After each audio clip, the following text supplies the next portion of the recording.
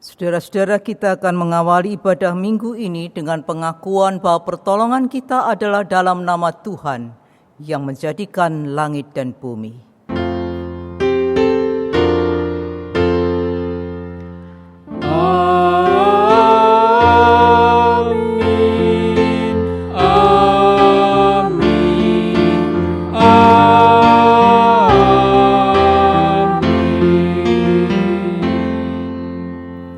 Kasih karunia dan damai sejahtera dari Allah Bapa kita dan dari Tuhan Yesus Kristus beserta saudara.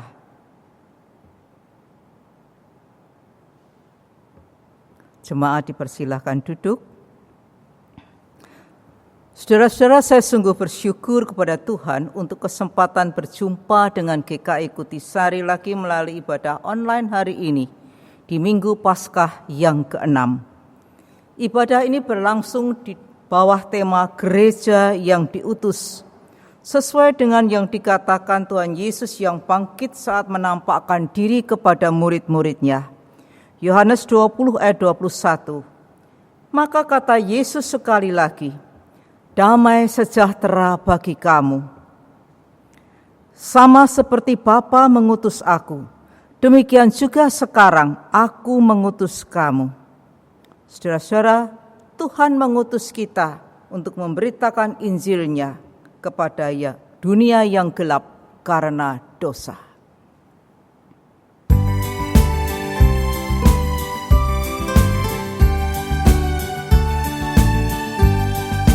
Dalam dunia yang gelap karena dosa, banyak jiwa terancam kuasa maut. Siapa yang mau menyampaikan berita keselamatan dari anak Daud? Kuasa telah diberi padaku, kuasa telah diberi padaku. Masyurkanlah Injil ke seluruh dunia, selalu ku beserta.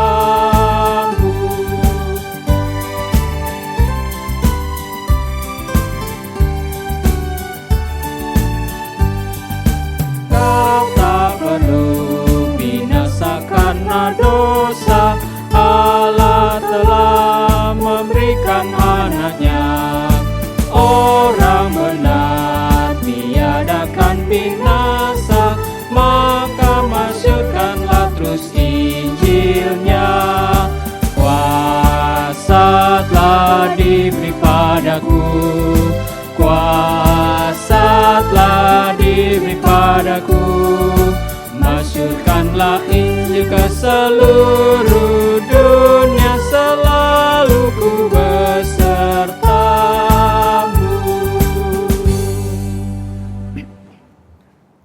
Jemaat Tuhan, mari kita sekarang bersatu hati untuk mengakui dosa-dosa kita kepada Tuhan. Tuhan, kami sungguh bersyukur untuk kasih setia-Mu. Kasih yang tidak mengingat kepentingan sendiri, tapi mau bersikap peduli terhadap keberdosaan manusia. Kematian dan kebangkitan Kristus telah menyelamatkan kami. Karena kasih dan kuasa Yesus, kami selalu memiliki pengharapan dalam setiap keadaan dan masalah. Ampuni kami Tuhan, jika dalam masa-masa sulit karena pandemi COVID-19 ini, kami sudah membiarkan diri kami dicengkeram oleh ketakutan dan stres karena kami sudah gagal untuk menoleh kepada Tuhan. Ampuni kami jika kami jadi gagal mengikuti teladan Kristus. Kami sudah bersikap egois, cuma ingat pada keamanan dan kenyamanan sendiri. Kami sering tidak peduli pada orang-orang yang lebih kesulitan untuk menyambung hidup. Kami bahkan tidak peduli pada perjuangan para dokter dan perawat yang ada di gugus depan. Tuhan, ampunilah kami. Ajari kami untuk lebih mengasihi sesama kami dan bersikap peduli dalam tindak kasih yang nyata. Di dalam nama Tuhan Yesus, Kami mohon semua ini. Amin.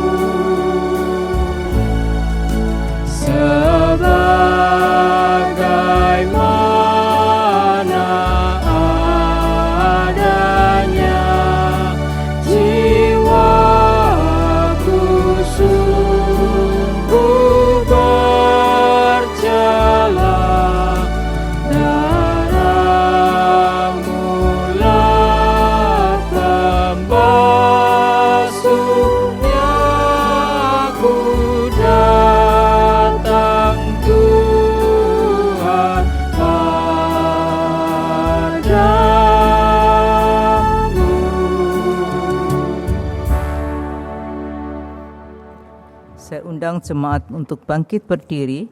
Kita akan bersama-sama menerima berita anugerah dari Tuhan dari 1 Petrus 2 ayat 9 dan ayat yang ke-10. Demikian bunyinya. Tetapi kamulah bangsa yang terpilih, imamat yang rajani, bangsa yang kudus, umat kepunyaan Allah sendiri, supaya kamu memberitakan perbuatan-perbuatan yang besar dari Dia, yang telah memanggil kamu keluar dari kegelapan kepada terangnya yang ajaib. Kamu yang dahulu bukan umat Allah, tetapi yang sekarang telah menjadi umat-Nya, yang dahulu tidak dikasihani, tetapi yang sekarang telah beroleh belas kasihan.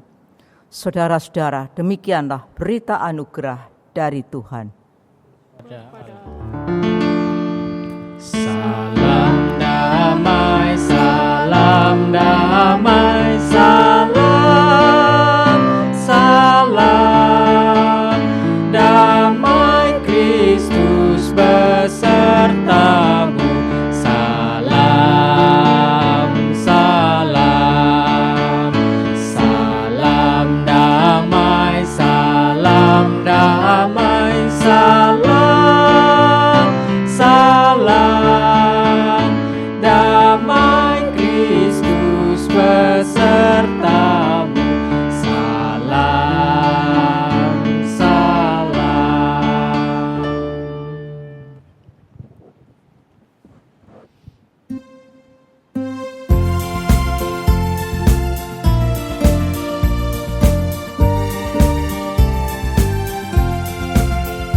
Dengar panggilan Tuhan, dan oleh kuasa-Nya kau jadi anak Tuhan, pelayan umat-Nya.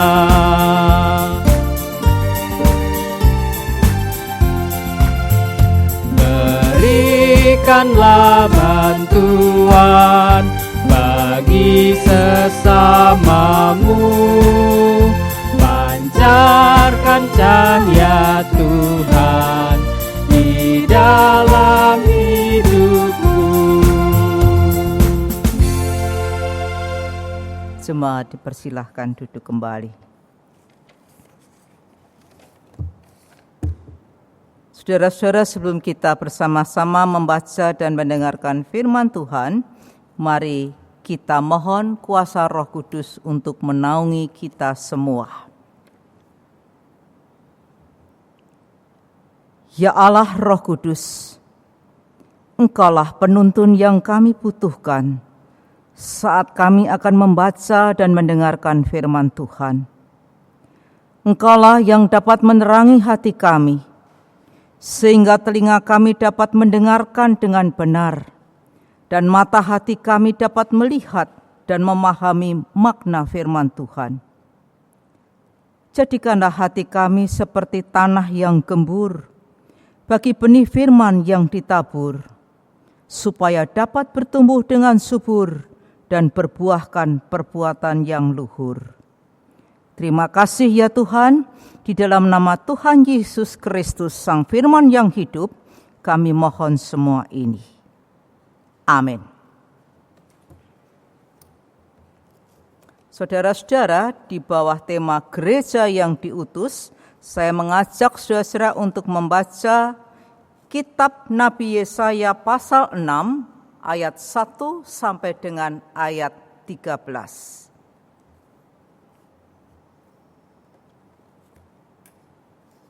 Demikian bunyinya. Dalam tahun matinya Raja Uzia, aku melihat Tuhan duduk di atas tahta yang tinggi dan menjulang, dan ujung jubahnya memenuhi bait suci. Para serafim berdiri di sebelah atasnya, masing-masing mempunyai 6 sayap. 2 sayap dipakai untuk menutupi muka mereka. 2 sayap dipakai untuk menutupi kaki mereka. Dan 2 sayap dipakai untuk melayang-layang. Dan mereka berseru seorang kepada seorang, katanya, Kudus, kudus, kuduslah Tuhan semesta alam, seluruh bumi penuh kemuliaan-Nya. Maka bergoyanglah alas ambang pintu disebabkan suara orang yang berseru itu, dan rumah itu penuhlah dengan asap. Lalu kataku, celakalah aku binasa, sebab aku ini seorang yang najis bibir, dan aku tinggal di tengah-tengah bangsa yang najis bibir. Namun mataku telah melihat Sang Raja, yakni Tuhan semesta alam. Tetapi seorang dari para serafim itu terbang mendapatkan aku. Di tangannya ada bara yang diambilnya dengan sepit dari atas mezbah. Ia menyentuhkannya kepada mulutku serta berkata, lihat, ini telah menyentuh bibirmu, maka kesalahanmu telah dihapus dan dosamu telah diampuni. Lalu aku mendengar suara Tuhan berkata, siapakah yang akan kuutus, dan siapakah yang mau pergi untuk aku? Maka sahutku, ini aku, utuslah aku. Kemudian firman-Nya, pergilah dan katakanlah kepada bangsa ini, dengarlah sungguh-sungguh tetapi mengerti jangan, lihatlah sungguh-sungguh tetapi menanggap jangan. Buatlah hati bangsa-bangsa ini keras, dan buatlah telinganya berat mendengar, dan buatlah matanya melekat tertutup, supaya jangan mereka melihat dengan matanya, dan mendengar dengan telinganya, dan mengerti dengan hatinya, lalu berbalik dan menjadi sembuh. Kemudian aku bertanya, sampai berapa lama ya Tuhan? Lalu jawabnya, sampai kota-kota telah lengang sunyi sepi, dan tidak ada lagi yang mendiami, dan di rumah-rumah tidak ada lagi manusia, dan tanah menjadi sunyi dan sepi.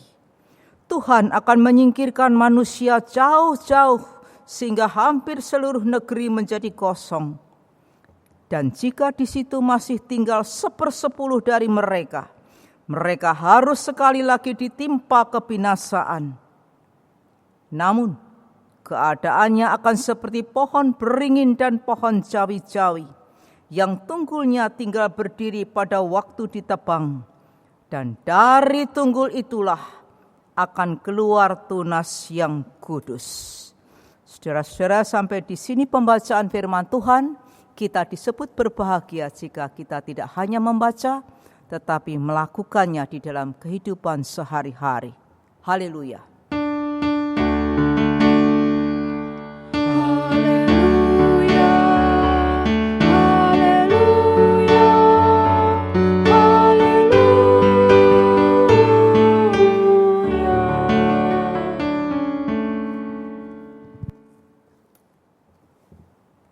Pernahkah saudara diminta untuk mengasihi seseorang atau sekelompok orang yang sulit untuk dikasihi?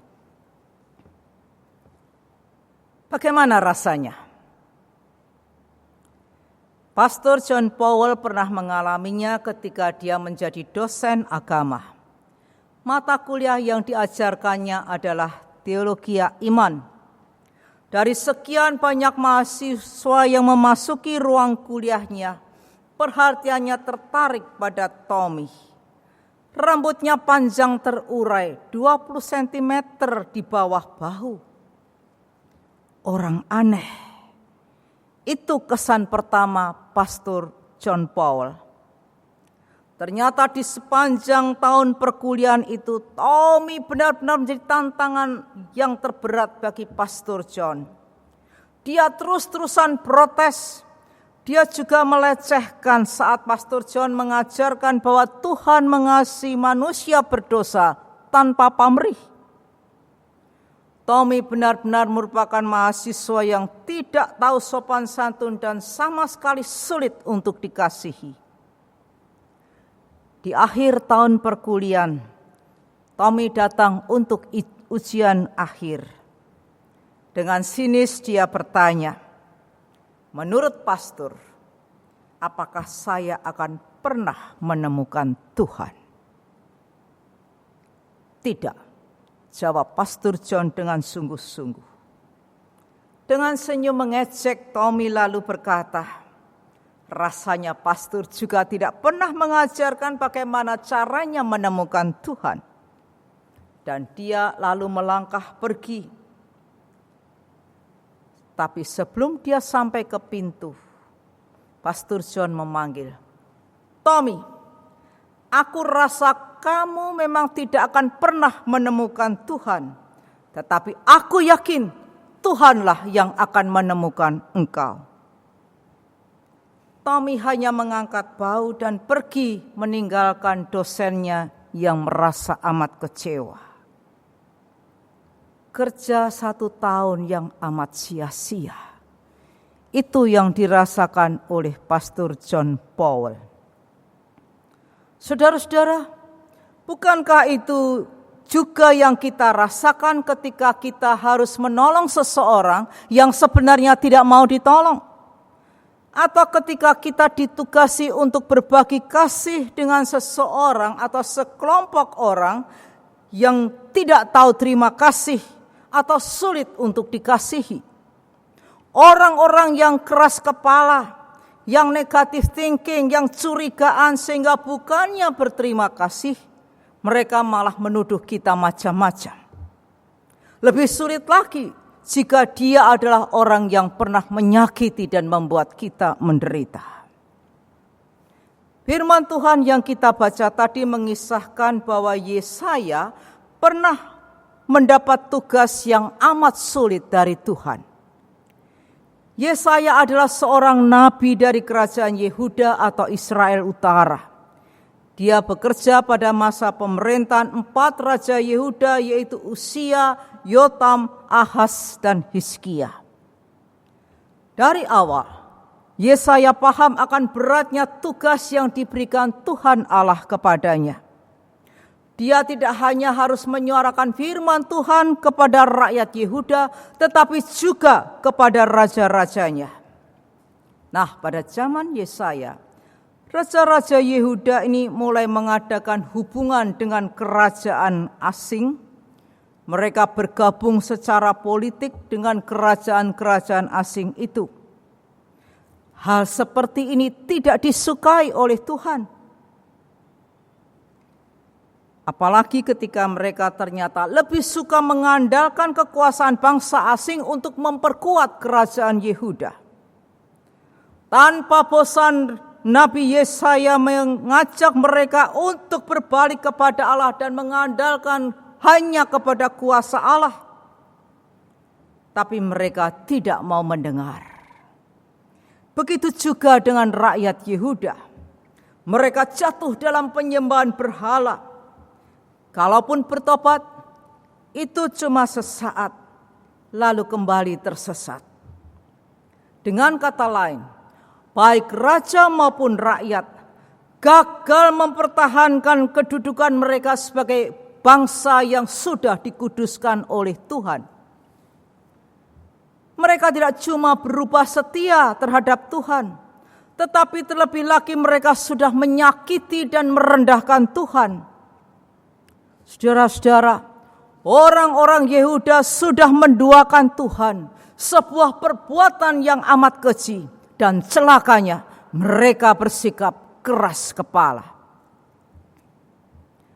Dari sini kita bisa memahami bagaimana beratnya tugas yang Tuhan berikan kepada Yesaya. Coba saudara simak ayat 9 dan 10. Tuhan mengatakan, pergilah dan katakanlah kepada bangsa ini, dengarlah sungguh-sungguh, tetapi mengerti jangan. Lihatlah sungguh-sungguh, tetapi menanggap jangan. Buatlah hati bangsa ini keras, dan buatlah telinganya berat mendengar, dan buatlah matanya melekat tertutup, supaya jangan mereka melihat dengan matanya, dan mendengar dengan telinganya, dan mengerti dengan hatinya, lalu berbalik dan menjadi sembuh. Saudara-saudara, Tuhan Allah mengutus Nabi Yesaya untuk memberitakan hukuman yang akan menimpa kerajaan Yehuda jika mereka tidak mau bertobat. Tetapi Tuhan juga memberitahu Yesaya bahwa umat Yehuda akan menolak beritanya dan mengabaikan panggilannya untuk bertobat. Bahkan pemberitaan Yesaya akan membuat hati mereka akan makin berontak terhadap Tuhan. Tetapi meskipun demikian, Yesaya harus memberitakan hukuman Tuhan itu dengan setia. Bagaimana menurut saudara? Beratkah tugas Yesaya? Jelas. Sebuah kerja yang sia-siakah? Nampaknya begitu. Bagaimana seandainya saudara yang menjadi Yesaya? Bersediakah? Wah, bisa jadi kita akan nawar. Tuhan, memangnya enggak ada tugas yang lain? Ogah kan? Jadi kenapa Yesaya bersedia? Apa yang membuat dia mau menerima tugas yang sama sekali tidak menjanjikan keberhasilan ini? Saya hendak mengemukakan dua hal saja. Yang pertama, karena perjumpaan Yesaya dengan Tuhan Allah dan mengalami kasih Allah. Saudara-saudara, Yesaya 6 ayat 1-7 mengisahkan tentang pengalaman Yesaya yang mendapat penglihatan yang luar biasa dari Tuhan.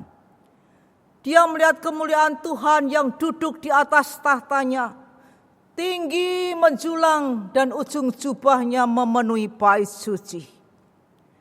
Para serafim, yaitu malaikat tingkat tinggi yang melayani di seputar tahta Allah, nampak berdiri di sebelah atas Tuhan. Mereka mempunyai 6 sayap. 2 sayap untuk menutupi wajah, 2 sayap untuk menutupi kaki, dan 2 sayap untuk melayang-layang. Mereka saling menyerukan, Kudus, kudus, kuduslah Tuhan semesta alam. Seluruh bumi penuh dengan kemuliaan-Nya. Semua kedahsyatan itu membuat alas ambang pintu bait suci bergoyang dan bangunan itu menjadi penuh dengan asap.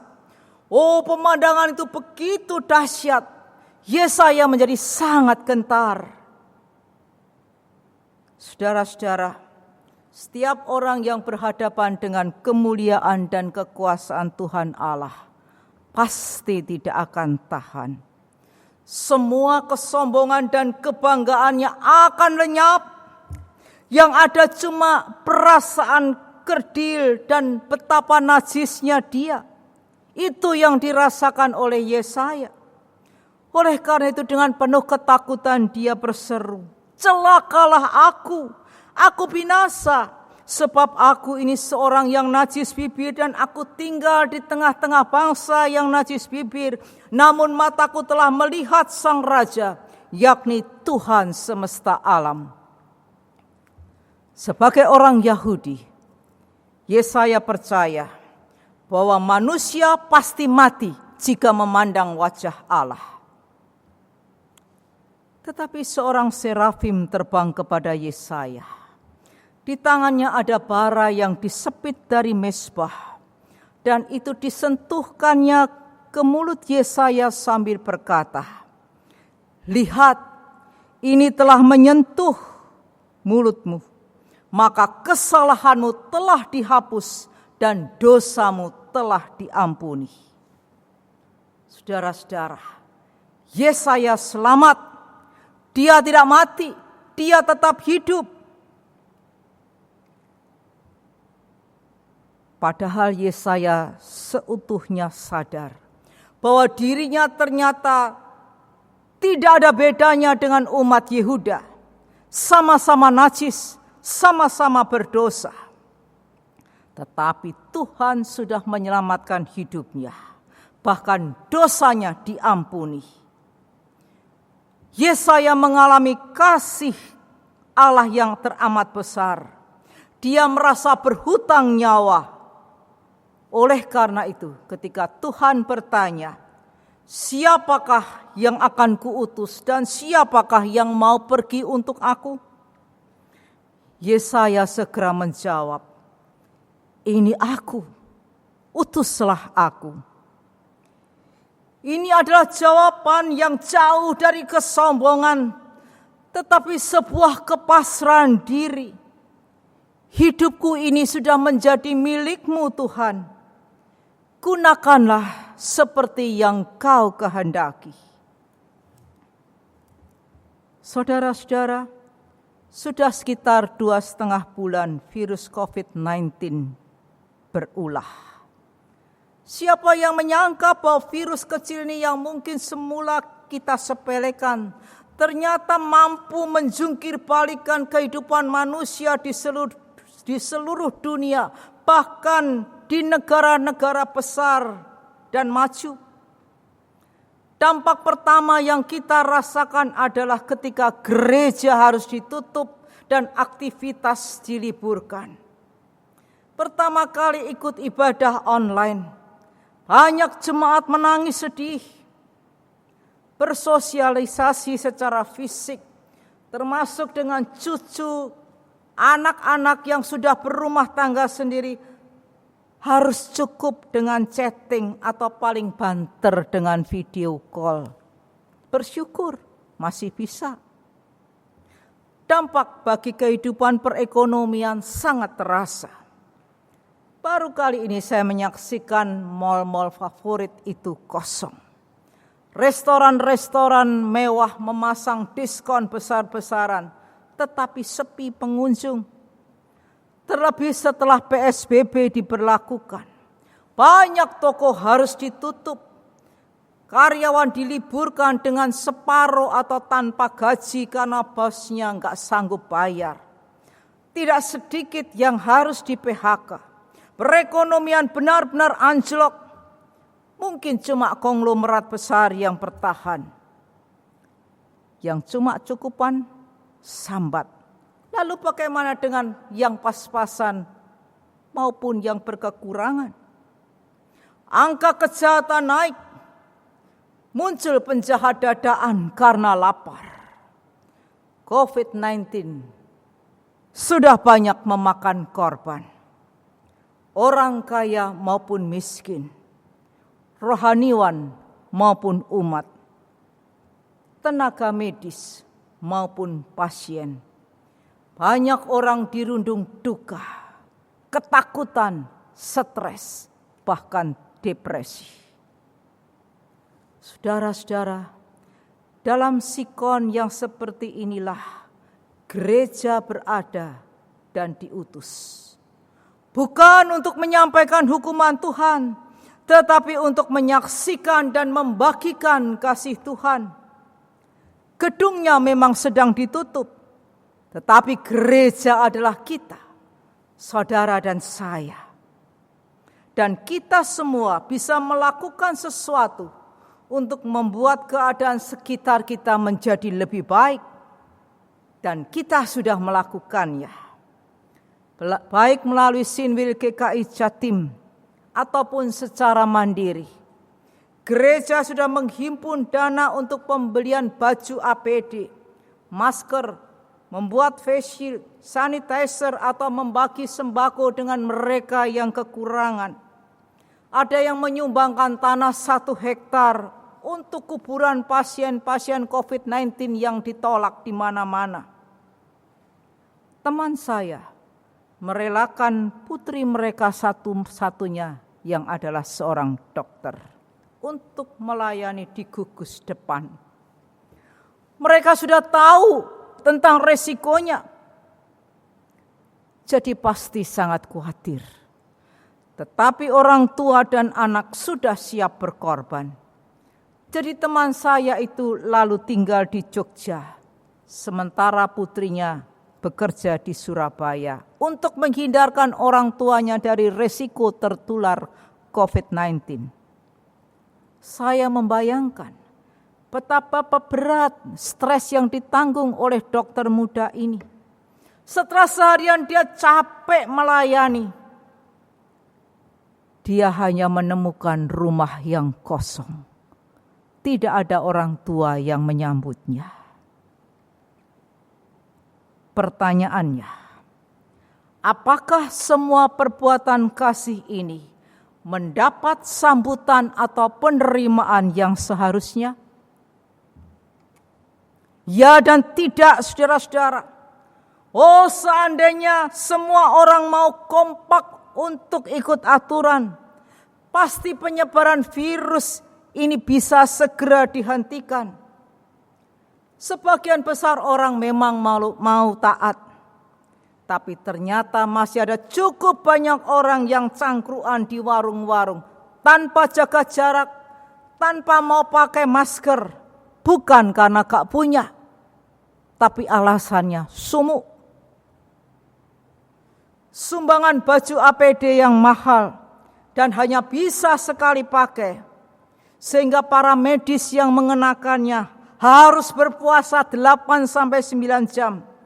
Pernah disalahgunakan oleh beberapa wakil rakyat untuk berfoto ria tanpa rasa sungkan, tanpa rasa bersalah, padahal itu dari duit rakyat. Dan itu masih ditambah dengan ulah pihak-pihak tertentu yang memanfaatkan pandemi ini untuk mencari kepentingan pribadi atau kelompok, bahkan kepentingan politik. Kok tega amat?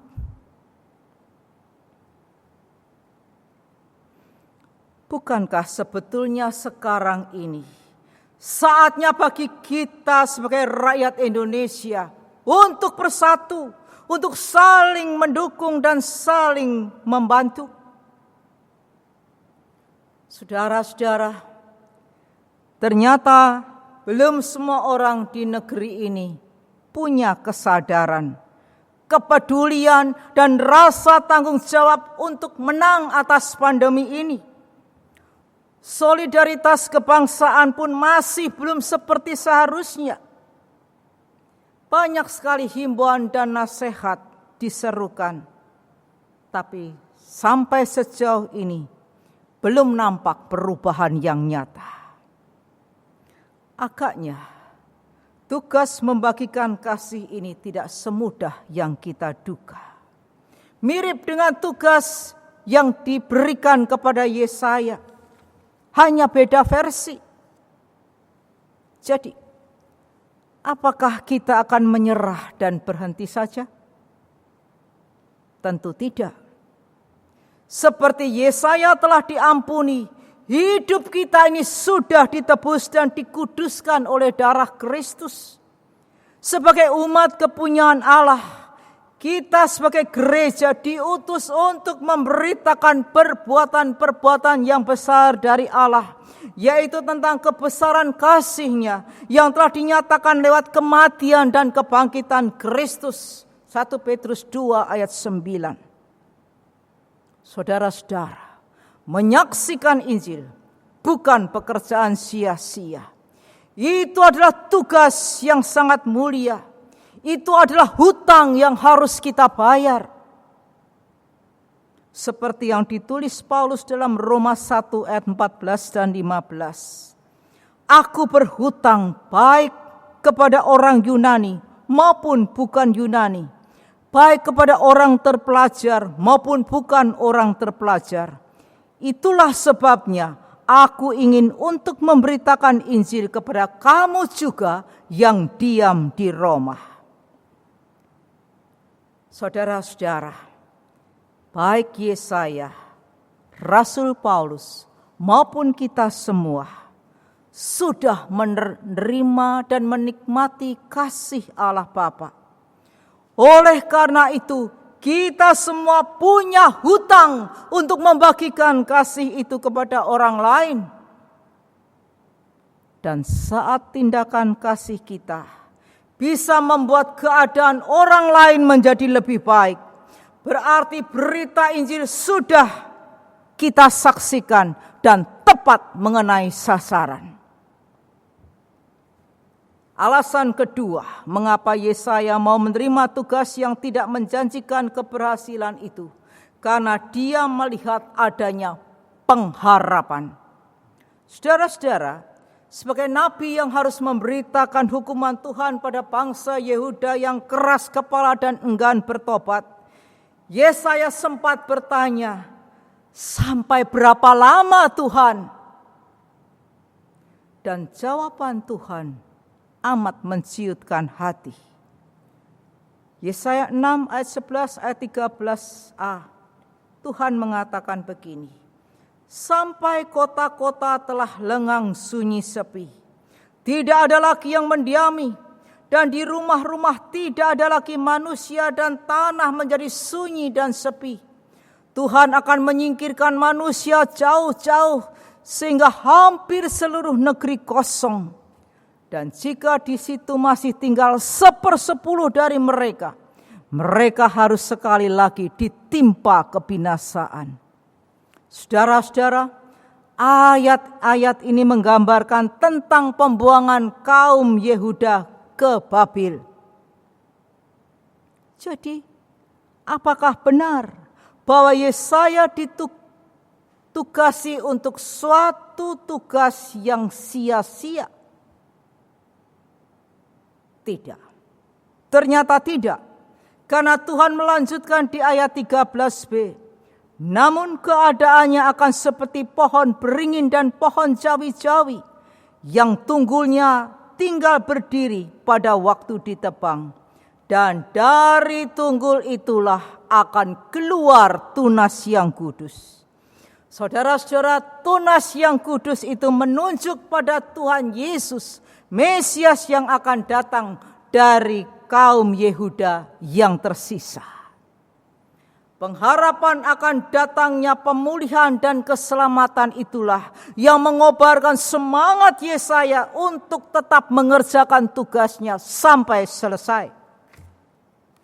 Saudara-saudara, bukankah pengharapan kita sebagai gereja juga tertuju pada pribadi yang sama? Bukan cuma sekali ini kita mengalami masa yang sulit. Bedanya, kali ini meliputi seluruh dunia. Jadi nampak lebih berat, nampak lebih menakutkan. Saat ini banyak ahli mencari-cari penyebab atau sumber pandemi COVID-19. Banyak orang bertanya, apakah ini hukuman-Mu Tuhan? Sampai kapan? Saudara-saudara, lewat ibadah ini saya ingin mengajak saudara untuk memahami masalah ini dari terang firman Tuhan yang kita imani. Pendeta Peter Marshall pernah mengatakan, Tuhan tidak akan mengizinkan masalah apapun menimpa kita, kecuali Dia mempunyai rencana khusus agar melalui masalah itu ada berkat besar bagimu. apa yang dikatakannya itu selaras dengan firman Tuhan dalam Roma 8 ayat 28. Kita tahu sekarang bahwa Allah turut bekerja di dalam segala sesuatu untuk mendatangkan kebaikan bagi mereka yang mengasihi Dia, yaitu bagi mereka yang terpanggil sesuai dengan rencana Allah. Jadi apa yang kita perlu lakukan sekarang ini? Yang pertama, alihkan fokus. Bukan pada COVID-19 yang membuat kita ketakutan dan stres, tetapi kepada Yesus Kristus, pada kasih dan kuasa-Nya yang tidak terbatas. Itulah yang akan menumbuhkan pengharapan kita semua. Yang kedua, tetap waspada, yaitu dengan mengikuti, menaati anjuran pemerintah dan para medis. Yang ketiga, bersikap proaktif terhadap rancangan kebaikan Tuhan, yaitu dengan tetap setia membagikan kasih-Nya. Saudara masih ingat kisah nyata tentang Tommy dan Pastor John Powell tadi? Pengen tahu bagaimana akhirnya? Beberapa tahun setelah lulus, Tommy menemui Pastor John dan dia bersaksi. Merasa penasaran dengan jawaban Pastor John bahwa dia tidak akan pernah menemukan Tuhan, tetapi Tuhanlah yang akan menemukan dia. Membuat Tommy ini berusaha sungguh-sungguh untuk mencari Tuhan, tapi belum sungguh-sungguh seperti seharusnya. Kanker ganas membuat Tommy akhirnya menggedor pintu sorga, mencari Tuhan, tetapi sia-sia. Dia lalu berhenti mencari Tuhan. Tapi dia lalu ingat kata-kata Pastor John yang lain, bahwa kesedihan yang paling besar adalah menjalani hidup ini tanpa mengasihi. Hampir sama dengan mati tanpa mengatakan pada orang yang engkau cintai, bahwa engkau sangat mencintai mereka. Kata-kata inilah yang membuat Tommy lalu mencari ayah, ibu, dan adiknya. Karena sudah lama dia putus hubungan dengan mereka. Ketika bertemu, dia ungkapkan cintanya kepada mereka. Mereka menangis bersama, mereka ngobrol sampai lama, dan hubungan itu dipulihkan. Hati Tommy merasa damai. Dan pada saat dia membuka hatinya untuk mengasihi, Tuhan menemui Tommy. Tommy meninggal pada usia 24 tahun, tapi hidupnya tidak sia-sia. Begitu juga usaha Pastor John Powell terhadap Tommy. Tidak sia-sia. Rasul Paulus juga mengatakan, di dalam persekutuan dengan Tuhan, jerih payahmu tidak sia-sia. 1 Korintus 15 ayat 58. Jadi, jika saat ini Tuhan bertanya, siapakah yang akan kuutus dan siapakah yang mau pergi untuk aku? Bersediakah kita sebagai gereja Tuhan menjawab, ini aku Tuhan, utuslah aku. Saudara, setiap saudara bangun pagi, berdoalah juga supaya pada hari itu saudara bisa membuat paling tidak seseorang keadaannya menjadi lebih baik. Entah lewat sapaan saudara, pertolongan atau pemberian saudara, siapapun dia. Beberapa minggu yang lalu, saya dan suami sedang antri di depot langganan untuk bungkus lauk. Ada banyak orang antri. Saat saya menunggu itulah saya melihat seorang bapak Gojek datang menyebutkan pesanannya yang cukup banyak. Ada rawon dengan telur, ada nasi empal pakai sambal, nasi campur istimewa dan sebagainya. Saya lihat wajahnya yang capek dan saya berpikir, dia memesan begitu banyak makanan enak untuk orang lain. Apakah bukan suatu penderitaan kalau dia sendiri sedang lapar? Entah kenapa saya tergerak untuk menyapanya. Sekarang sepi ya Pak? Iya Bu, sepi sekali. Dalam tempo 2 jam hanya ada 1 langganan. Hati saya tergerak oleh empati dan belas kasihan terhadap orang yang tidak saya kenal ini. Saya ingin melakukan sesuatu untuk dia. Kebetulan di depan saya ada sepiring besar bakpao yang baru masak. Saya ambil 1 bakpao ayam dan saya letakkan di tangannya. Oh saudara-saudara, sampai sekarang saya tidak bisa lupa ekspresi wajahnya yang kaget bercampur dengan rasa syukur. Bibirnya tidak henti mengucapkan terima kasih. Melihat perbuatan saya, pemilik depot lalu memberikan segelas es teh untuk bapak ini. Waktu saya beranjak pulang, saya lihat bapak ini sedang duduk menunggu pesanannya sambil menikmati bakpao dan segelas es teh. Dia masih bilang terima kasih. Lalu saya berikan sebutir telur kepadanya dan saya katakan, Tuhan memberkati Bapak. Saudara-saudara, kita memang tidak bisa menolong setiap orang. Tapi setiap orang bisa menolong seseorang. Siapa tahu, lewat tindakan kasih yang kita bagikan, orang itu menemukan Tuhan. Amin.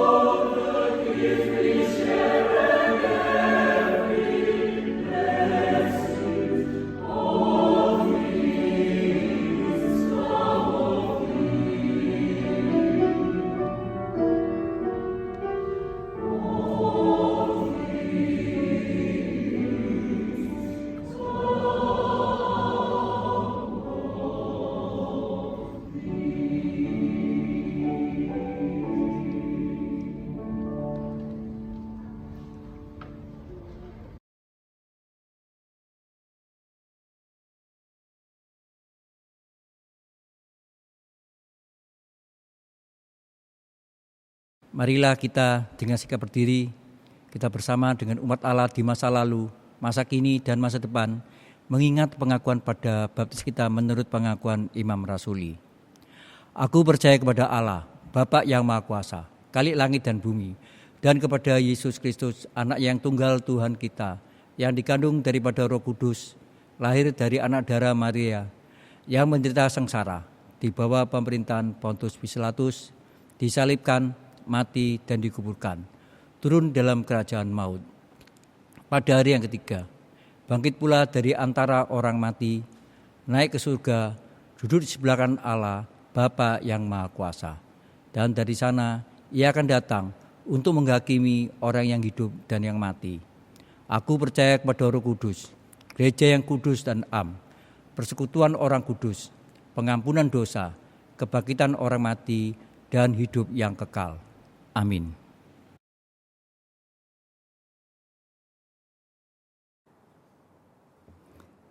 Saudara-saudara, sekarang kita akan menaikkan doa-doa syafaat kita yang nanti kita akan akhiri dengan doa Bapa kami yang akan kita nyanyikan bersama. Mari kita berdoa. Terima kasih Tuhan untuk firman Tuhan yang sudah mengingatkan panggilan kami sebagai gereja Tuhan yang diutus untuk membagikan kasih Kristus. Mungkin selama masa pandemi ini kami sudah begitu sibuk dengan diri kami sendiri, dengan kesehatan kami, pekerjaan kami, kondisi keuangan kami, masa depan kami yang menjadi serba tidak menentu. Dan itu membuat kami menjadi lemah, bahkan lumpuh.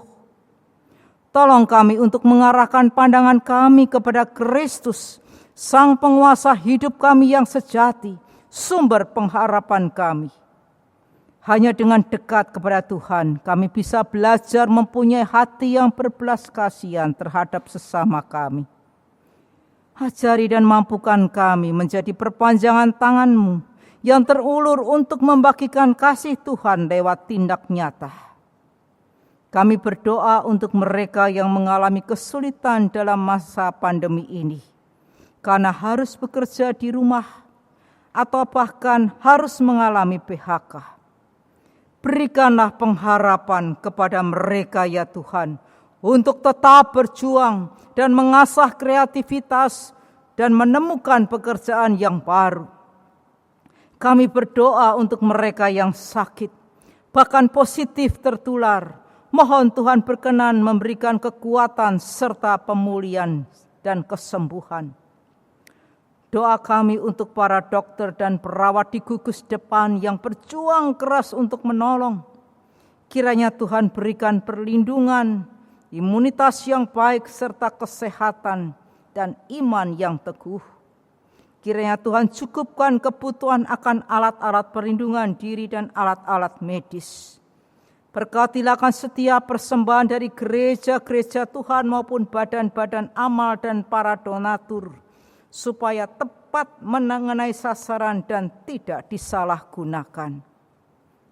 Lebih dari itu, sebagai bagian dari gereja-gereja Tuhan di seluruh dunia, kami mohon Tuhan berkenan memulihkan Indonesia dan seluruh bumi yang sedang sakit ini dari pandemi COVID-19, karena hanya Engkaulah yang memegang kuasa atas langit dan bumi, atas segala sesuatu.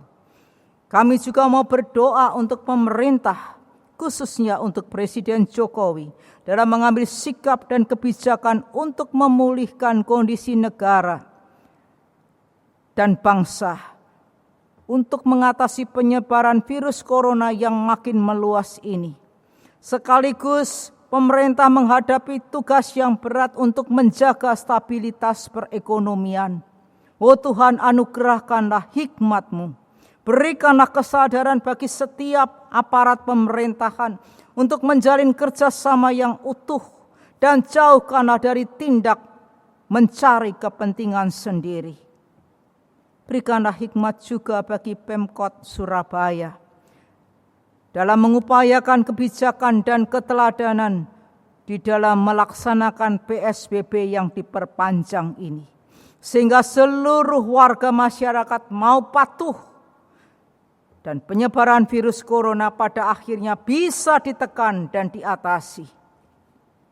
Pada akhirnya, kami mau serahkan jemaat Tuhan GKI Kutisari ini.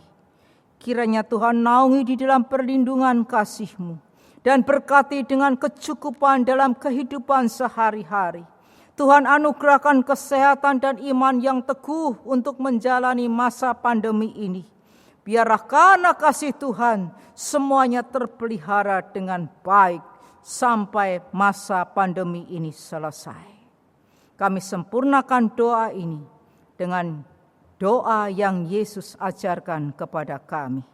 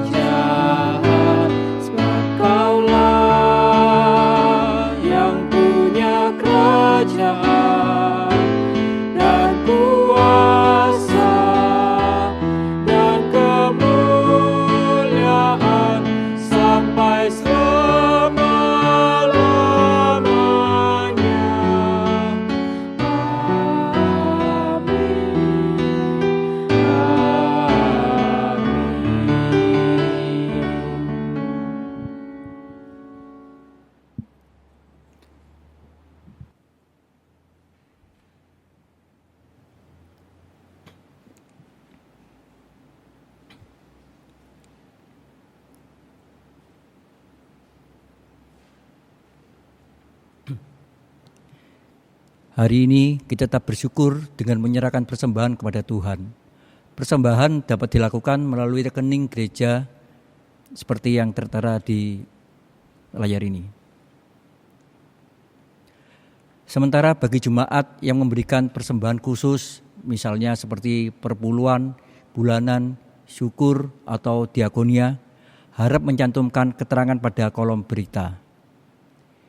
Bila anggota jemaat atau simpatisan tidak dapat melakukan transfer, maka dapat menyimpannya dulu dan memberikannya saat ibadah minggu diadakan kembali di gedung gereja. Kiranya kita terus setia berdoa, mengambil peran dengan kerelaan hati dan sukacita. Nas persembahan diambil dari Mazmur 54 ayat 8. Dengan rela hati, aku akan mempersembahkan korban kepadamu, bersyukur sebab namamu baik ya Tuhan.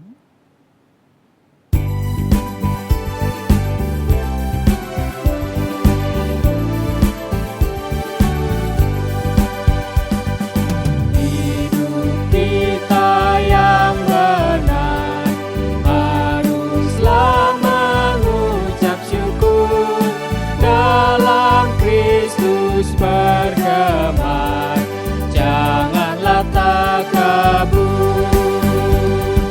Dalam susah pun senang, dalam segala hal. Aku bermazmur dan ucap syukur, itu kehendaknya.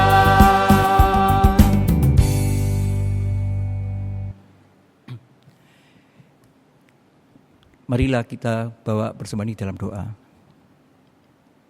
Ya Tuhan, terima kasih Tuhan atas segala berkat, pertolongan, dan penyertaan Tuhan dalam kehidupan kami yang Tuhan limpahkan banyak begitu pada kami sampai pada hari ini di dalam masa-masa pandemi ini Tuhan. Dan kalau pada saat ini Tuhan masih memberikan kami kesempatan untuk kami boleh memberikan persembahan kami sebagai rasa syukur kami atas apa yang telah Tuhan limpahkan kepada kami semua. Kiranya persembahan Tuhan boleh berkenan di hadapan Tuhan, kuduskanlah Tuhan, biarlah boleh menjadi alat pelayanan-Mu dan kemuliaan-Mu serta kebesaran nama Tuhan, di mana kami boleh menerapkan khususnya bagi kesejahteraan khususnya di gereja kami ini Tuhan. Terima kasih semua Tuhan, kami naikkan doa persembahan kami ini hanya di dalam nama Tuhan kami Yesus Kristus. Amin.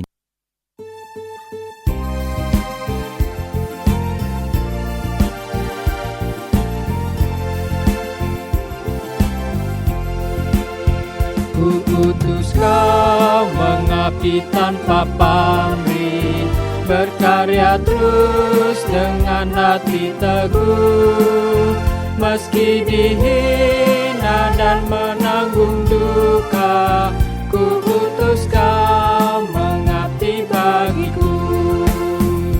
Ku utus kau menjadi sesamamu yang hatinya tegar terbelenggu, untuk menyelami karya di Kalvari. Ku utus kau mengiring langkahku, karena Bapa mengutusku. Ku utus kau. Saudara-saudara, arahkanlah hatimu kepada Tuhan dan lakukanlah firman-Nya. Demikianlah hendaknya terangmu bercahaya di depan orang, supaya mereka melihat perbuatanmu yang baik dan memuliakan Bapamu yang di sorga. Kita bersama-sama mohon berkat Tuhan. Kasih karunia Tuhan Yesus Kristus, cinta kasih Allah Bapa dalam persekutuan dengan Roh Kudus, menyertai dan menolong kita menjadi duta-duta Kristus yang setia. Haleluya.